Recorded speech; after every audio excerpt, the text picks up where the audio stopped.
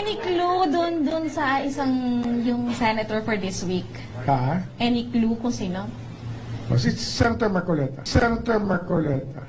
Definitely, for the solution na. We're about to file it already. This week yung kay Marcoleta? Yeah. Okay. Pagsasampalan ng kaso, sir, tama? Pagsasampalan po ng kaso. Magkasampayan ng kaso na. Sa Sandigan na yan. Plunder, sir, di ba? Ha? Plunder yung pending. Plunder. Kasama po dito yung mga correspondents niya, sila defensor, yung mga na-implicate po natin. Kasama yan. Kasama sila. I don't know kung same forum yan, no? Same forum. Same jurisdiction. Chief, nakatapos lang po ng rally ng INC dito at ang ipinagalaban po nila ay tungkol kay Senator Marcoleta, yung napitinting kanyang arrest warrant. Meron sa on the part of the CIDG, may inaasahan po ba tayo na mga aarestuhin sa mga susunod na araw? Wala ka pa kaming as of now, wala naman na natatanggap na warrant of arrest for any high-ranking official right now. But again, mandate ito ng CIDG, kung sakali man na meron po, just like the previous cases, ready po ang CIDG to implement and serve any warrant that will be given by the court. Okay? Sir, curious lang on my end kasi nakita natin in the past 2 days na yung religious sect po na kinabibilangan ni Senator Marcoleta is very defensive po talaga of him. In the event po na ma-issue po yung warrant, kasi syempre we're talking hypothetical pa kasi wala po yung case. Pero in the event na ma-issue po yung warrant, paano po i-handle ng CIDG yung pag-confront ng ganung defense of It takes a lot of preparation, of course. It takes a lot of preparation. Not only the CIDG, the whole PNP as a whole. Okay? Chief, ano magiging participation ng CIDG sa impeachment pala po? Kasi sa impeachment ni VP Sara, nandun din po ba kayo magbabantay sa Senado? I guess, na lang yung sa PNP na lang PNP na lang. May preparation yan, of course. Para hindi naman pwedeng wala. Just like the cases ng impeachment kay ERA, impeachment kay Corona, di ba? May mga preparations yan. Lalo na mga malalaking event, the PNP is always ready for the security measures that will be implemented. Okay? Wala bang directive sa CIDG to look into possible violations committed during the EDSA? Wala pa naman. I guess the local naman ang may... Kaya naman ng local pa yun. Kung meron man. Di ba sabi as in BI? Sinabi yung NBI, yung... Ay! Kay INI pala yun. Sinabi. Yung sa local siguro, kaya na nila yun. Sige. Sir, thank you. Mga kababayan, ito po ang batayan kung bakit nandito tayo ngayon. Nais nating ipaalala sa pamahalaan ang ating mga layunin, ang ating mga adhikain, ang ating mga pangarap para sa ating sarili at sa susunod na saling lahi, at ang ating pangarap sa ating pinakamamahal na bansa. Ito po ang aking paninindigan at alam ko ito ang ating pinagkaisang paninindigan ngayong gabi.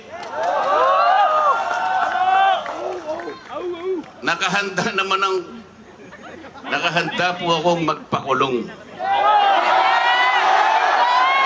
Kung kinakailangang maaresto po ako, wala pong problema. Kung ito po ang kabayarang hinihingi para ipagtanggol ko ang katarungan at ang pambansang kagalingan at ang interes ng mamamayang Pilipino,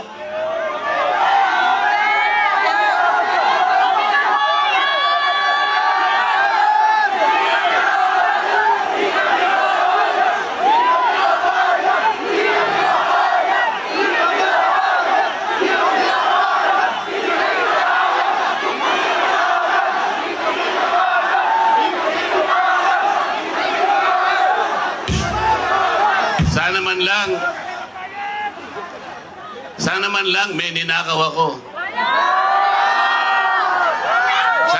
ang kasama ko sa mga mandarambong. Mga nabanggit na yung mga pangalan nila. Ang isa ay si Martin Romualdez. Ang pinagdalhan ng mali-malitang pera.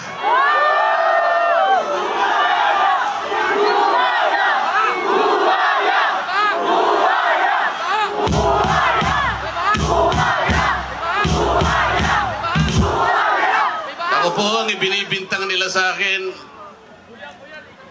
ay salaping pantulong para sa kampanya para ako'y manalong isang senador.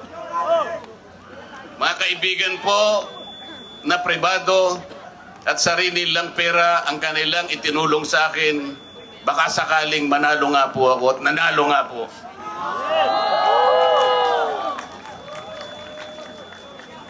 Hindi ko na po ipaliliwanag ang technicality kung paano nila inimbento ang isang gawa-gawang asunto laban sa akin.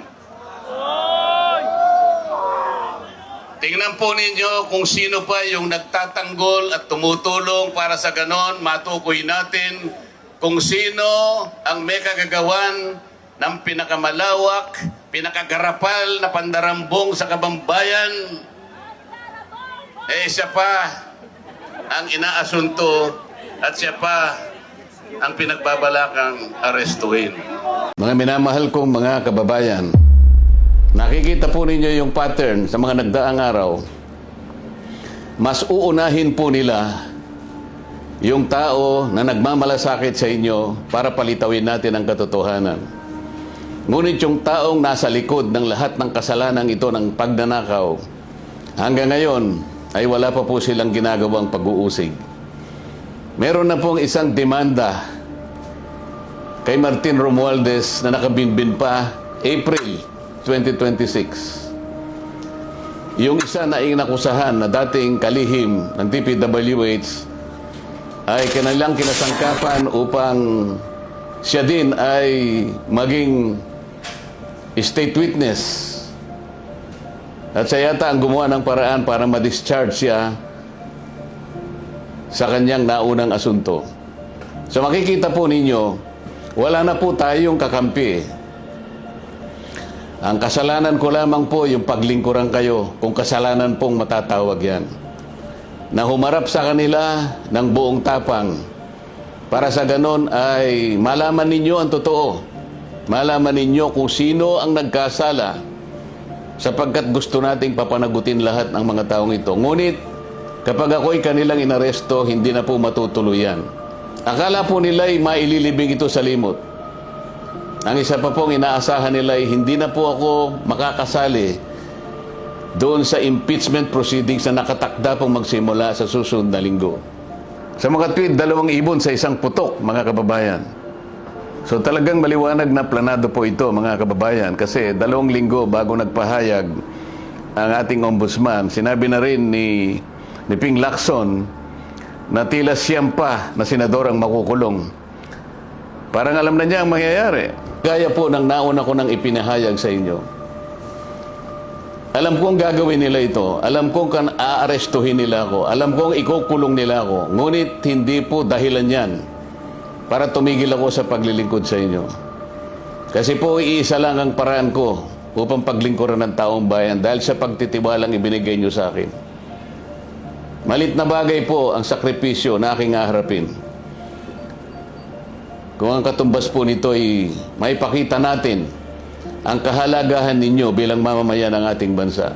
Kahit po sa mahirap na kalagayan natin ito, mga kababayan, pinakikiusap ko sa inyong lahat, wag po tayong pumayag na basta-basta na lang nila baluktutin ang katwiran. Alam ko po ang promotor nito ay ang ating ombudsman sapagkat nung kami po ay nagtatalo-talo sa bulwagan ng Senado, isa sa amin ang nagsabi na sometimes we have to bend the law. At sumagot po yung ombudsman nang tinanong siya kung tama ang kanyang sinabi. Alam na po ninyo kung yung sinagot niya. Yes, sir. Huwag po tayong pumayag na gano'n ang mangyari. Kahit ano po ang mangyari, ilaban po natin ang katwiran. Dahil ang katwiran po ang magpapalaya sa atin Ito ang magbibigay sa atin ng tagumpay bilang mamamayan at bilang isang bansa. Naniniwala po kasi ako na kahit sa anong laban, lalo na po yung laban na para sa interes ng ating bansa, kinakasihan po tayo ng ating Panginoong Diyos. At hindi siya papayag na magtatagumpay ang nagbabaluktot ng katwiran. Kailanman ang kasamaan, mga kababayan, ay hindi po magtatagumpay.